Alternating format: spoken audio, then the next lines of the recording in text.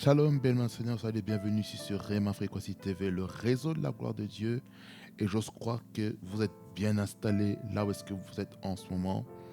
Et je sais que le Seigneur va nous parler, il va nous dire des choses merveilleuses qui va bénir nos âmes, qui va bénir nos cœurs, nos pensées, tout notre être entier, afin d'être enracinés dans la parole. Si c'est votre première fois sur cette chaîne YouTube, je vous invite à liker, à commenter, à partager et activer la notification pour toute nouvelle vidéo qui va se mettre sur cette chaîne YouTube. Amen. Vous êtes bénis de la part du Seigneur Jésus. Amen. Remettons ce temps de la parole entre les mains de Dieu afin qu'il puisse nous diriger dans ses voies. Amen. Nous prions. Seigneur, merci pour ta grâce, ta souveraineté, ta majesté, toi le guide parfait, le Dieu des esprits des prophètes. Merci de régner encore en ces lieux pour ce temps de partage. Car nous avons besoin de toi par ton esprit. Car Seigneur, ils seront tous enseignés de toi, comme dit des Saintes Écritures. Et ta parole déclare que ta parole est une lampe à nos pieds et une lumière sur notre sentier. Que ta parole vienne éclairer encore nos vies au nom de Jésus. Que la chair soit suspendue dans la vie du prédicateur et que l'esprit se sente libre de se mouvoir au nom de Jésus-Christ. Qu'on soit dans un angle d'exhortation, dans un angle d'enseignement, de prédication, que ta grâce soit manifeste au nom de Jésus et que toute principauté qui pourrait combattre ce message, qui pourrait amener l'esprit de l'erreur dans ce message soit détruit au nom de Jésus. Louange, honneur et majesté te reviennent au nom de Jésus, Prince de paix. Amen. Bien, mon Seigneur, nous allons faire une relecture.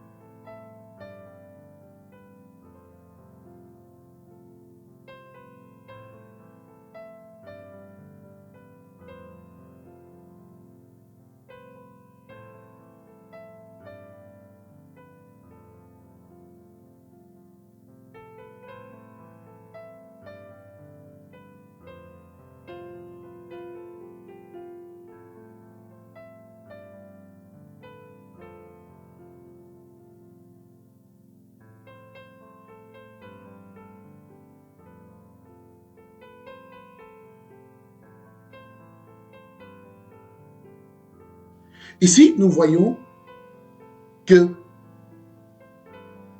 le terme qui est utilisé dans la parole de Dieu pour parler de la douceur, on voit le mot praotes. Praotes qui est la gentillesse, l'amabilité. Quelqu'un dit Amen. Et on comprend ici que la douceur, c'est une attitude d'humilité et de gentillesse, de patiente soumission face aux offenses, sans désir de vengeance. Voyez? Donc, en fait, la douceur doit nous amener dans l'humilité. Ça doit nous amener dans la gentillesse envers les gens. Ça doit nous amener dans une soumission avec la patience. Face aux offenses sans désir de vengeance. Ça veut dire par là quoi? Il y aura des situations dans notre vie qui requièrent que nous soyons doux face aux puissances des ténèbres. Alors, bien mes seigneurs, comprenons ceci, que Dieu veut que nos vies puissent aller de gloire en gloire et de victoire en victoire, de succès en succès. Et pour cela requiert que nous puissions marcher dans la douceur. Bien-aimés, sans la douceur, on ne pourra pas être le sel de la terre. Quelqu'un dit le sel de la terre. Parce que Dieu nous appelle à être le sel de la terre. Et pour que le sel de la terre se répande, nous avons besoin du fruit de l'esprit. Nous devons manifester le caractère. Le caractère. Comment le caractère est formé en nous en tant qu'enfant de Dieu? Vous savez c'est quoi? C'est l'onction en nous. Parce que vous devez comprendre, il y a 3 types d'onction. La première onction, c'est l'onction en nous. Ensuite, nous avons l'onction en nous, c'est par rapport à notre salut, c'est par rapport au caractère que nous avons manifesté autour de nous. Deuxièmement, il y a l'onction sur nous que nous recevons dans le but d'accomplir le service. Le service pour le Seigneur, que ce soit le service dans le temple, le service sacerdotal, le service royal, le service prophétique. Et on a l'esprit, l'onction avec nous. Là maintenant, c'est pour la démonstration de la puissance de l'autorité de notre Jésus-Christ autour de nous. Alors, bien-aimés Seigneur, lorsqu'on parle de la douceur, on veut vraiment nous amener à manifester le caractère divin. Jésus-Christ, on voit qu'il a manifesté la douceur autour de lui. Et c'est ce que Dieu attend de nous, que nous puissions manifester la douceur autour de soi. Dieu ne veut pas qu'on puisse se venger de notre frère et de notre soeur, mais Dieu veut qu'on se maîtrise. Nous ne sommes pas encore à la dernière caractéristique du fruit de l'esprit, qui est la maîtrise de soi. Je vais rester dans la douceur.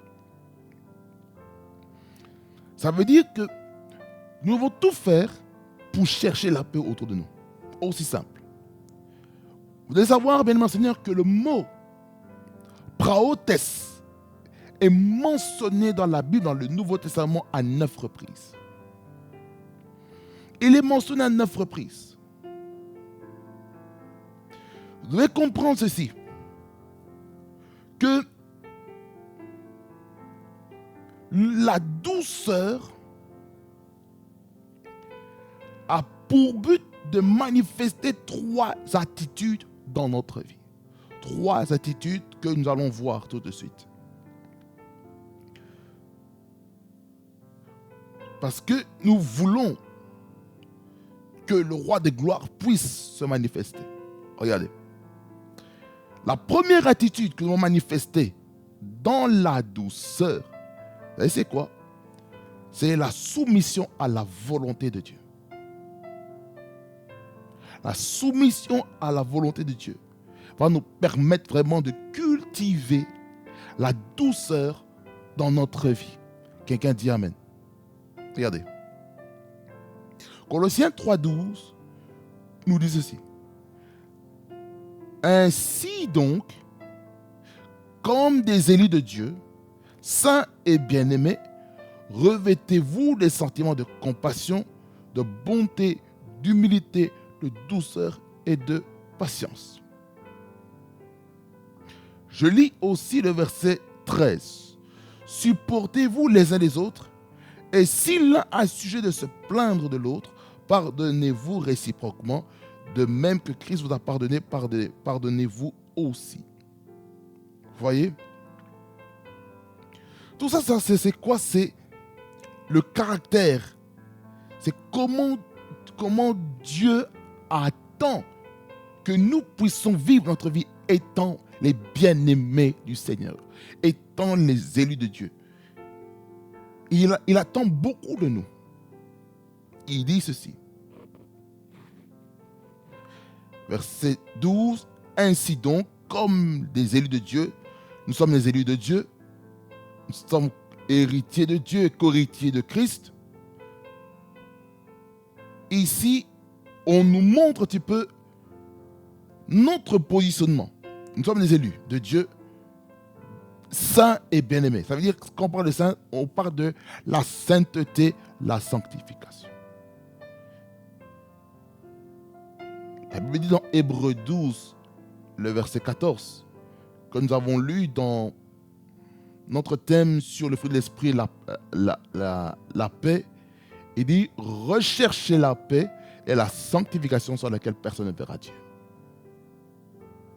Vous voyez, la sanctification nous permet de voir Dieu en bonne et due forme. Saint. Ça veut dire que Dieu, notre Dieu est saint. Jésus est saint. Le Saint-Esprit est saint. Donc la Trinité, elle est sainte. Par ricochet, nous devons marcher sur la sainteté. Est-ce que quelqu'un comprend ce que je suis en train de dire ici? Nous devons marcher dans la sanctification. Et qu'est-ce que l'apôtre Paul est en train de dire à l'église de Colosse, aux Colossiens? Il dit ceci. Revêtez-vous de sentiments de compassion.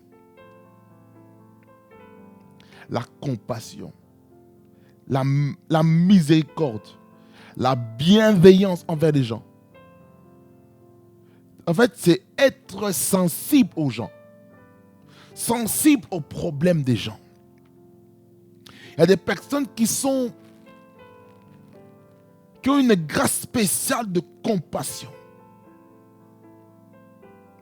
Qu'est-ce qu'il faut qu'on se revêtir? De bonté. On a vu la bonté. Troisièmement, l'humilité.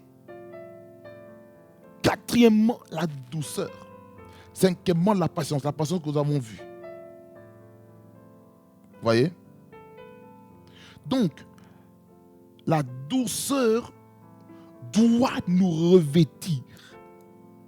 En d'autres termes, nous devons nous revêtir du caractère de Christ, lui qui était doux aussi par moment, par saison, en fonction des situations qui se présentaient devant lui. Quelqu'un dit Amen. Alors, qu'est-ce que nous voyons ici? Nous voyons ici les caractères qu'il faut manifester. Dieu veut qu'on se soumette à lui en revêtant un caractère, une attitude qui va plaire à Dieu. Quelqu'un dit Amen ici. C'est pourquoi nous devons manifester, nous devons nous soumettre à Dieu. Lorsque nous naissons de nouveau et que le Saint-Esprit demeure en nous, nous ne sommes plus maîtres de nous-mêmes parce que nous devenons maintenant des doulos. Les doulos de Dieu, le doulos de Christ. Doulos, c'est esclave, c'est être serviteur. de Jésus-Christ. Nous n'avons pas de volonté. Même si nous avons une, mais notre volonté ne compte pas. Mais c'est la volonté de Dieu qui compte. Alors, la douceur. La douceur nous permet de faire des grandes choses dans nos vies. Amen.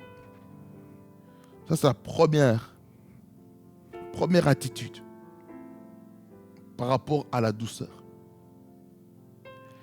La deuxième attitude qu'on va voir, deuxièmement, c'est la capacité de se laisser enseigner. Jacques 1er, verset 21. Jacques 1er, verset 21.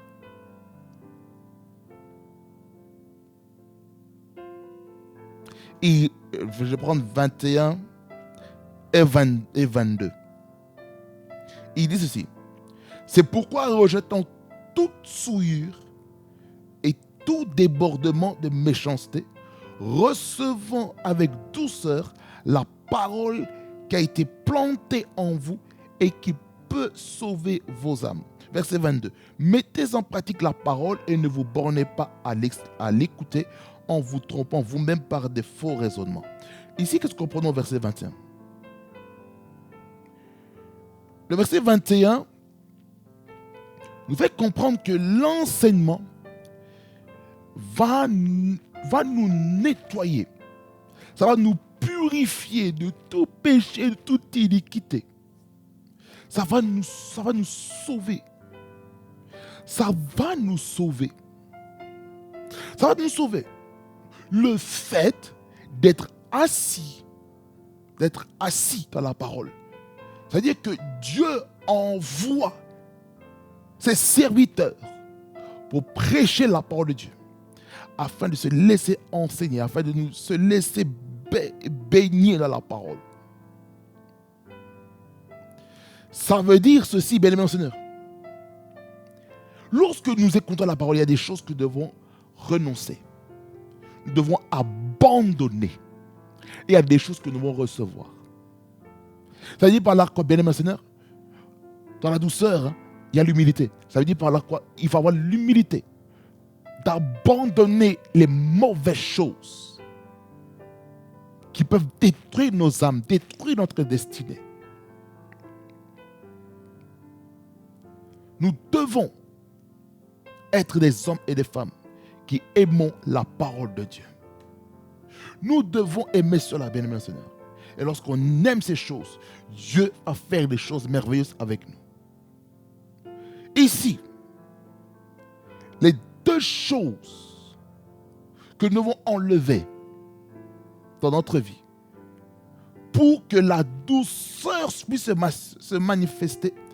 La première chose ici, c'est nous devons enlever, éliminer de notre système, dans notre mentalité, dans notre raisonnement, toute souillure.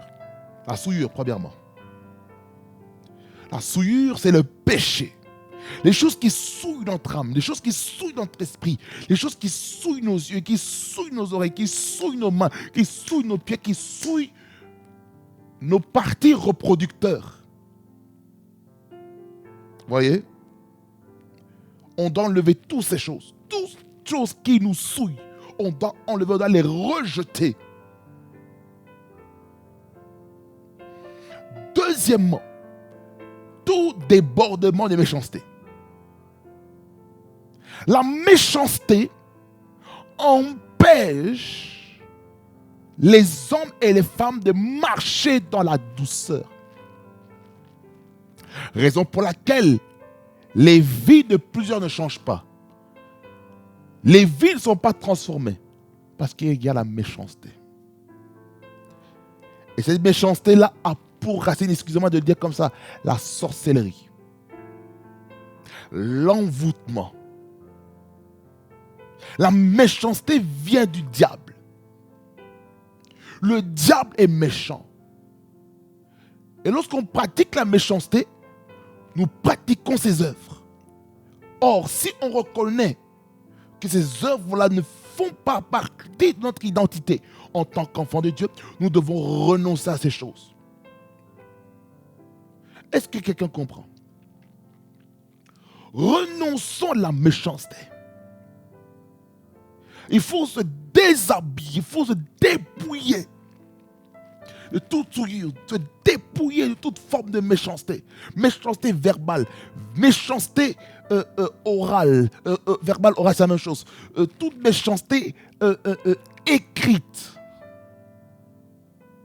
Quand je parle d'écrite, je parle des messages, je parle des posts en ligne. Dans le but de dénigrer quelqu'un. Voyez? Et Dieu ne veut pas ça. Dieu veut que nous puissions être des chrétiens qui marchent selon les préceptes de Dieu. Et non selon les préceptes des hommes. La méchanceté dans les familles, la méchanceté dans l'église, la méchanceté dans le lieu de travail, la méchanceté est comme si c'est omniprésent. Parce que les ténèbres sont en train de couvrir la terre et l'obscurité les peuples. Ésaïe 60, le verset 2. Mais Dieu nous promet dans Ésaïe 60 que la lumière de la gloire de Dieu va rayonner sur nous. Je paraphrase. Dieu veut qu'on soit éclairé, mais le diable fait tout pour que nous puissions vivre des moments de ténèbres. Et ce n'est pas ça ce que Dieu veut. Dieu ne veut pas qu'on puisse vivre dans les ténèbres, mais Dieu veut qu'on puisse vivre dans la lumière. Quelqu'un dit Amen ici.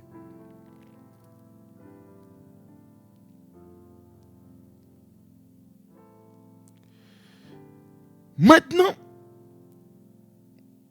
quand on dit recevez avec douceur la parole qui a été plantée en vous, ça fait vraiment allusion, ça fait mention de l'humilité.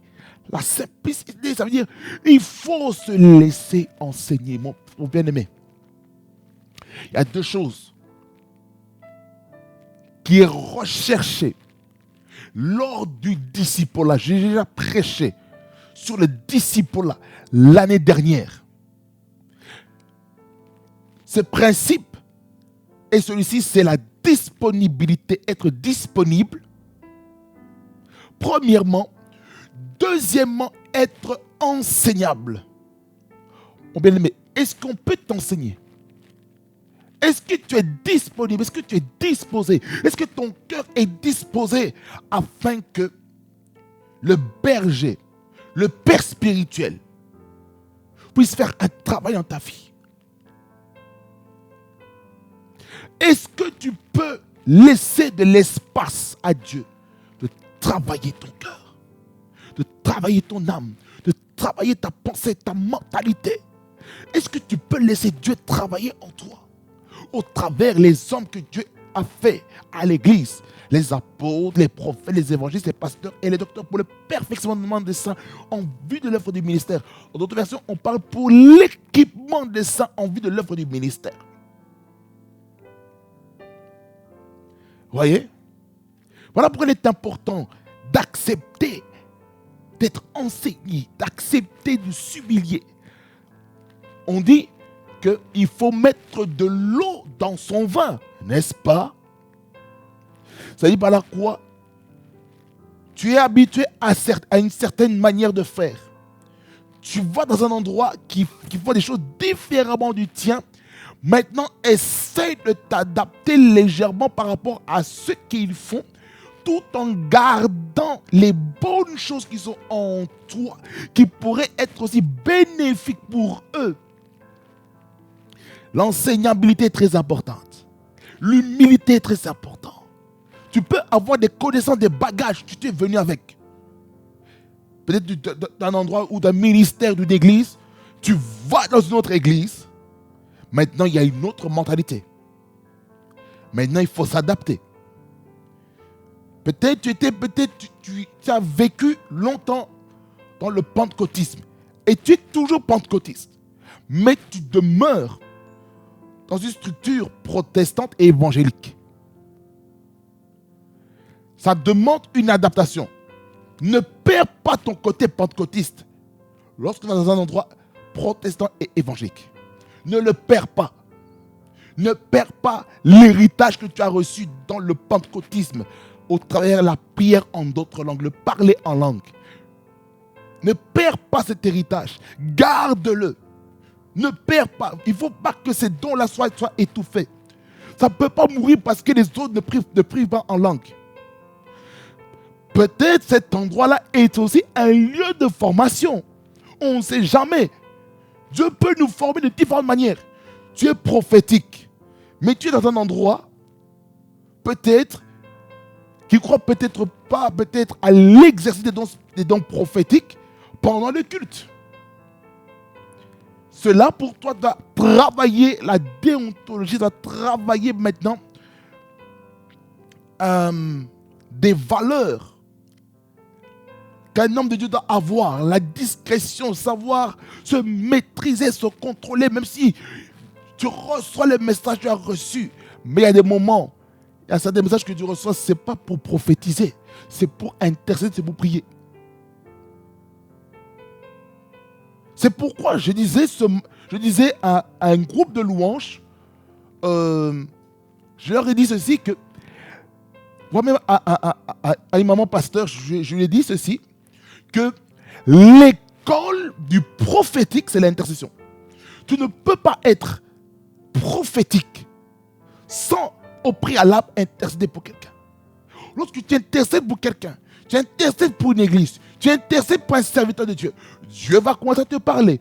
Lorsque tu intercèdes beaucoup pour ta famille, Dieu va te parler concernant ta famille. Tu intercèdes pour le salut des âmes. Dieu va te conduire à prier pour tel pays. Voilà, tu vas prier maintenant pour les chrétiens qui sont dans la bande de Gaza, qui sont en train de souffrir les guerres politiques entre la bande de Gaza et Israël. Tu vas prier, tu vas Seigneur, amène ta paix, Seigneur, entre Israël et la bande de Gaza, parce que nous voulons la paix. Seigneur, nous refusons la mort entre la bande de Gaza et le pays d'Israël. Même si dans le contexte historique, on voit la postérité d'Ésaü au travers des Philistins, qui était où? Qui était dans la bande de Gaza actuelle. Donc la bande de Gaza actuelle était avant la terre qui était réservée aux Philistins. C'était la région des Philistins. Et le reste était Israël. Donc la postérité d'Ésaü face à la postérité d'Israël, ils sont en confrontation. Déjà d'ailleurs, lorsque Malido Brestege, lorsque Rebecca était enceinte, elle était enceinte de jumeaux, mais Dieu lui a dit que tu es enceinte de deux nations. Deux nations. Parmi la nation, on voit la nation que Ésaü va maintenant engendrer. Aujourd'hui, c'est la bande de Gaza. Avant qu'il y ait la bande de Gaza, il a fallu qu'il y ait les Philistins qui combattent les enfants d'Israël. Les enfants d'Israël, c'est la postérité de qui? De Jacob. Jacob qui est devenu Israël lorsqu'il a eu cette rencontre avec cet ange. Il a lutté avec cet ange et son nom a changé d'usurpateur, de voleur, de surplanteur à maintenant vainqueur de Dieu. Pourquoi? Parce que la prophétie a été donnée à sa maman Rebecca, que c'est le plus jeune qui va dominer sur l'aîné. Maman Rebecca, elle a eu la prophétie que l'enfant qui a la prééminence, ce n'est pas Ésaü, c'est Jacob. Ésaü, enfant poilu, Jacob, pas poilu. Et puis après, on voit comment Ésaü a perdu le droit d'aînesse et il a perdu aussi la bénédiction qui lui était réservée en préparant un mets succulent afin que un caribosa, Isaac puisse bénir. Parce que Isaac était devenu malvoyant, glaucome, cataracte. Il n'est pas écrit dans la Bible. Mais quand on dit qu'il avait des troubles de vision, on comprend qu'il avait le glaucome et la cataracte. On comprend. Par les études médicaux, pour un meilleur français. Se laisser enseigner, avoir l'humilité d'être enseignable. C'est quelque chose d'important. Cet enseignement reçu dans la douceur est planté dans notre cœur. Dans quel but? De sauver nos âmes. Donc lorsque maintenant on se laisse, lorsqu'on se laisse enseigner, vous savez ce qui se passe? Nous allons expérimenter le salut de nos âmes. On va sentir une libération parce que nous avons décidé d'être humbles, d'être doux, de faire profil bas et d'être enseignable. Et c'est ce que Dieu recherche pour nous. Dieu recherche pour ça enseignable. Maintenant, s'ils ne sont pas enseignables, nous n'irons pas loin. C'est pour cela que nous avons besoin des enfants de Dieu qui s'humilient lorsqu'ils reçoivent l'enseignement. Je ne parle pas de l'enseignement, je parle de la saine doctrine. Je ne parle pas des fausses doctrines qui peuvent détruire la vie des gens, qui peuvent détruire les destinées. C'est pourquoi nous devons faire attention par notre manière de construire, dans notre manière de bâtir les gens. Quelqu'un dit Amen. La quatrième attitude, la troisième attitude, excusez-moi, pour manifester cette douceur, c'est la considération pour autrui. Sur base d'Éphésiens, chapitre 4, verset 2. Éphésiens 4, 2. Je vais lire du verset 1er jusqu'au verset 3. Pour un meilleur contexte. Il dit, je vous exhorte donc, moi, le prisonnier dans le Seigneur, ici le prisonnier c'est Desmios, dans le Seigneur, à marcher d'une manière digne de la vocation qui vous a été adressée, en toute humilité et douceur, avec patience, vous supportant les uns les autres avec amour, vous efforçant de conserver l'unité de l'esprit par le lien de la paix. Voyez la volonté de Dieu. Lorsque on a la douceur en nous, nous allons considérer les autres. Nous n'allons pas seulement nous voir nous, mais on va voir aussi l'intérêt des autres. C'est important. Et lorsque on est là pour voir les intérêts des gens, je vais vous garantir ceci, que vous serez bénis. Parce que vous faites les choses comme Dieu voudrait que nous puissions faire les choses. Regardez. Ici, Éphésiens 4, c'est ce chapitre-là qui nous parle du ministère de la parole. Cette unité doit se faire en esprit. On a besoin de l'humilité, on a besoin de la douceur, on a besoin de la patience. On a besoin aussi de se supporter les uns les autres avec amour. Dans l'église, dans le corps de Christ, dans les familles, on a besoin de ça. On a besoin de l'humilité et la douceur. Vous voyez? L'humilité et douceur. Ça veut dire, sois avec quelqu'un, soit considère-le. Ça veut dire que nous sommes appelés à coexister ensemble. C'est ça ce que Dieu attend de nous. Quelqu'un dit Amen? La considération pour autrui est très importante. Alors, bien-aimé Seigneur, que ça nous aide en ce jour à nous soumettre à la volonté de Dieu,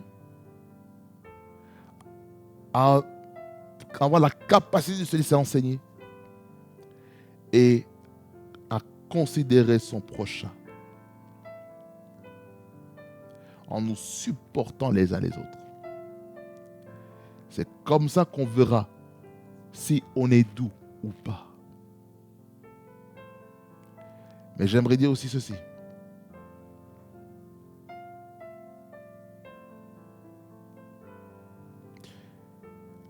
Certaines personnes vont croire que lorsque vous manifestez la douceur à l'extrême, que vous êtes naïf. N'est-ce pas? C'est ce qu'on va dire. Écoutez-moi attentivement.